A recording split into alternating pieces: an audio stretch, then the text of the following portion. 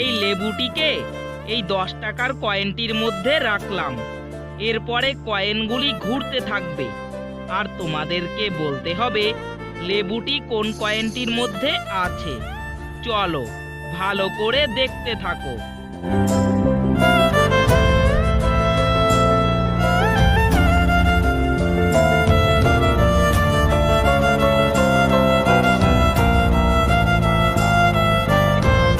এবার আমাকে বলো লেবুটি কোন কয়েনটির মধ্যে আছে।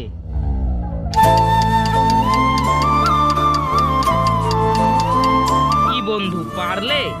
যারা যারা উত্তরটি গেস করতে পেরেছো তারা ভিডিওতে একটি লাইক করে দিও।